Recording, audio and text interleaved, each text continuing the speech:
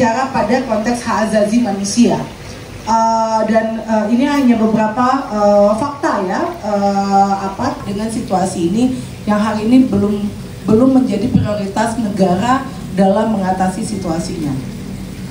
Saya kawan-kawan juga sudah banyak mengetahui, tadi juga sudah disampaikan di Aliansi Rakyat untuk Keadilan Iklim ini siapa saja yang tadi ya, ataupun individu-individu yang tadi itu adalah kelompok yang terdampak paling parah dari situasi ini. Kami mengkategorikan tidak mengatasinya. Jadi masyarakat adat, nelayan dan masyarakat pesisir, petani, perempuan, miskin kota, orang muda, miskin kota dan beberapa lansia ya ataupun anak-anak yang juga menjadi kelompok dibandingkan dengan kelompok yang lainnya. Sehingga kami mengutamakan menjawab ya akar dari krisis iklim, ataupun kalau kami mengatakannya belum yang sesat, palsu ya, mengatasnamakan krisis tapi faktanya justru menambah pelanggaran HAM, menambah tentang yang kita identifikasi ataupun kita diskusikan itu tidak dilibatkan secara bermakna ya selama ini, baik dalam menggagas pada kebijakan iklim maupun krisis iklim.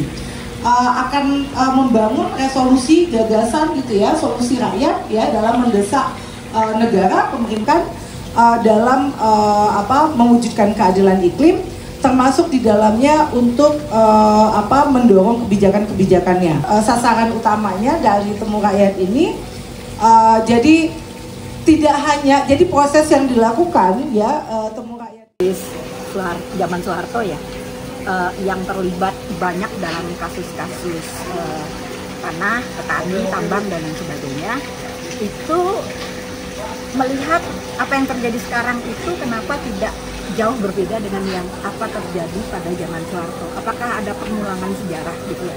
Karena zaman dulu juga posisi dari aktivis yang membela seperti itu juga. Nah, saya pikir ini adalah sesuatu yang sangat mengkhawatirkan ya, dan para teman-teman yang dulu sempat berjuang pada zaman Soeharto yang sekarang banyak duduk di parlemen, apalagi banyak di antara mereka yang ada di sekitar Prabowo ya, itu anak-anak PRD misalnya, ada banyak di DPP Gerindra, bergerak dong gitu loh. Jangan lupakan masa lalu, jas merah katanya, jangan lupakan sejarah. Jangan hanya karena sekarang sudah dalam posisi kekuasaan kemudian meninggalkan apa yang membuat kita menjadi aktivis. Jadi apa yang terjadi itu merupakan sesuatu yang mengkhawatirkan, pengulangan sejarah penindasan pada zaman Orde Baru pada masa ini, dan ini harus menjadi perhatian banyak, terutama orang-orang yang pada saat zaman Soeharto menjadi aktivis dan sekarang berada di sekitar kekuasaan. Bu, terkait kegiatan hari ini sedikit? Ya? Terkait kegiatan hari ini sedikit? Oh ya, gimana? Kegiatan hari ini gimana, Bu? Oh ya, hari ini saya seperti yang tadi saya katakan bahwa kegiatan hari ini kan adalah konferensi pers menjelang Climate Justice Summit ya, atau pertemuan rakyat untuk keadilan iklim. Nah, ya menurut pendapat saya ini rencana pertemuan rakyat buat keadilan iklim ini yang akan dilaksanakan 26 Agustus, 27, 28 Agustus besok adalah sesuatu yang bersejarah. Kenapa saya bilang bersejarah? Karena ini adalah pertama kalinya kelompok rentan seperti penyandang disabilitas menjadi aktor utama dalam sebuah kegiatan yang membahas perubahan iklim.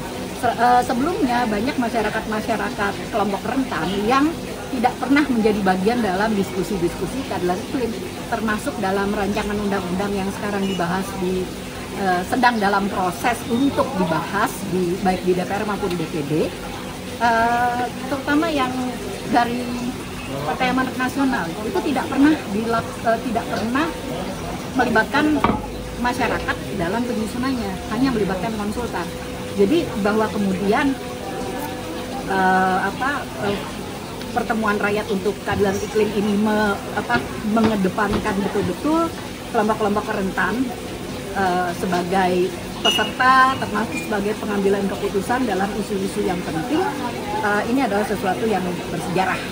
Apalagi kita ada rencana untuk membuat sebuah deklarasi rakyat ya untuk keadilan iklim yang mudah-mudahan bisa menjadi pedoman bagi kita semua pada saat kita membicarakan masalah keadaan iklim di depan. Harapannya Bu, prolegnas Gimana? harapannya seperti apa? Terhadap Yang nanti di CJS. ya. Oke, harapan saya bahwa CJS ini menjadi ajang bagi kelompok-kelompok rentan untuk menjadi bagian dan menjadi bagian utama dan bisa berpartisipasi secara aktif dan bermakna dalam diskusi-diskusi keadaan iklim, dan bahwa masukan-masukan kita nanti yang akan kita serahkan kepada DPR sebagai masukan untuk menyusun rancangan undang-undang keadaan iklim itu bisa diakomodasi semaksimal mungkin oleh DPR. Oke, baik. Terima kasih Bu. Silakan. Bagaimana Bang perkembangan tentang ini Bang, penangkapan 11 aktivis Mabasanghaji itu Bang? Oke, ada 11 aktivis lingkungan yang hari ini memperjuangkan lingkungannya di Mabasanghaji itu dikriminalkan. Dan sepertinya di minggu ini, kali ini hari Selasa, besok hari Rabu ya, tanggal 6 ya, akan mulai disidangkan di sidang perdana untuk pembacaan dakwaan. Tapi sampai hari ini pun saya mendapatkan informasi dari kawan-kawan kawan-kawan penasihat hukum yang melakukan pendampingan, termasuk YLBI juga mengirimkan ya salah satu pengacaranya untuk melakukan pendampingan secara intensif di Mabasanghaji. Informasi yang kami dapatkan memang kami juga belum mendapatkan berita acara ini ya, BAP secara lengkap dan secara utuh. Sementara kemudian dalam hukum acara pidana, BAP itu harusnya diberikan kepada kuasa hukum ataupun kemudian kepada korban gitu atau kepada terdakwa untuk dalam rangka pembelaannya. Dan tentu saja ini menjadi satu hal yang penting ya, menjadi catatan kelam kembali lagi bahwa atas nama transisi energi, atas nama iklim, kemudian negara melakukan pengerukan besar-besaran di Maluku Utara, dan ketika masyarakat kemudian menolak atau masyarakat kemudian karena tidak diajak bicara dan dirampas ruang hidupnya dan kemudian melawan, maka kemudian dia dibungkam sedemikian rupa melalui undang-undang ini ya, berbagai undang-undang. Nah, hari ini misalkan yang diterima oleh masyarakat yaitu kaitannya dengan soal perampasan dan sebagainya, karena dia menghalangi alat-alat berat untuk masuk dan kemudian merebut kunci agar alat berat itu tidak masuk ke ladang-ladang mereka. Nah, saya rasa ini menjadi satu hal yang menjadi penting ya untuk kemudian dilihat dalam dalam pemerintahan Presiden Prabowo hari ini. Justru kemudian ini membuktikan watak otoritarianisme itu semakin nyata dan semakin semakin nyata gitu, dan semakin masif terjadi, bukan malah berhenti ya, tapi justru kemudian korban-korban kriminalisasi itu banyak terjadi di berbagai wilayah. Baik, terima kasih.